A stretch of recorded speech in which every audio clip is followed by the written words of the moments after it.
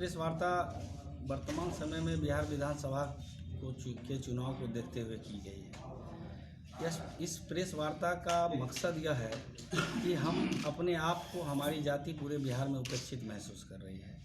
चूँकि बिहार में भाजपा की 40 से 50 सीट हमारे जाति के समर्थन से ही जीत के आते हैं। वो जो 40-50 शहरी क्षेत्र है जहाँ से वो 2000-5000 जीतते हैं, वहाँ हमारी 38,000, 40,000, 65,000 संख्या है।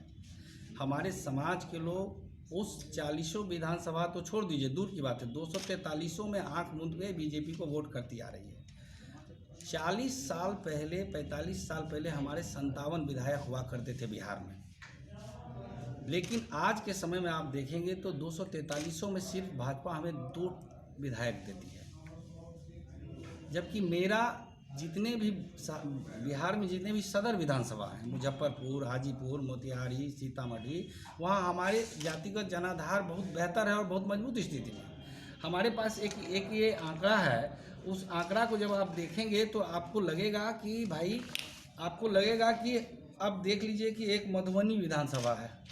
मधुबनी विधानसभा में बीजेपी 2010 के अनुरूप इस बार चुनाव होने हैं, तो 2010 के अनुरूप जब आप इस चुनाव को देखते हैं तो 808 वोट से बीजेपी मधुबनी में जीतती है, 38,000 मेरा वोट। और हमारी मांग है कि हमें कम से कम, आप मुकेश सहनी को बीजेपी बुला के 5 सीट दिया ना जी, 5 सीट दिया मुकेश सहनी को, तो हमें भी देना चाहिए था।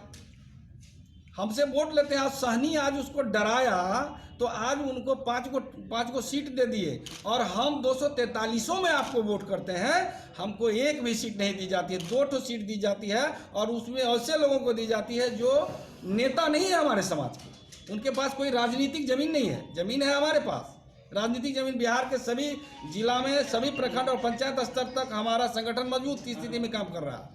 चूँकि यह अभी पॉलिटिकल पार्टी हमारी नहीं है, हम लोगों ने इस बार भी भाजपा पे विश्वास करा था कि कम से कम हमें 10-12 सीट हमारे जाति के लोगों को दे। श्रीवास्तव जी, एक सवाल।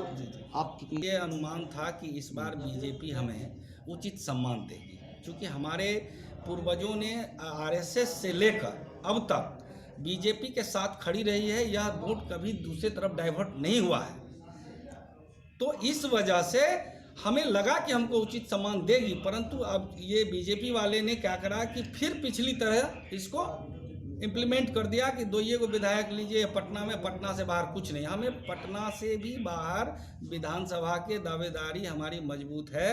अगर हम चुनाव लड़ेंगे तो बीजेपी 100% सीट लूज करेगी।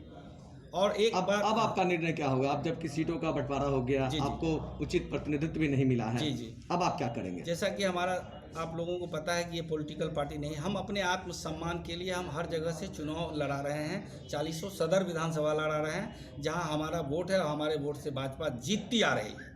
मैं वैसे वोट से, अभी हमारे 5 उम्मीदवार गया से हैं, जमुई से हैं, सिवान से हैं, विनोद श्रीवास्तव जी, ये 4-5, वो लिस्ट मैं आप लोगों को जारी कर दूंगा।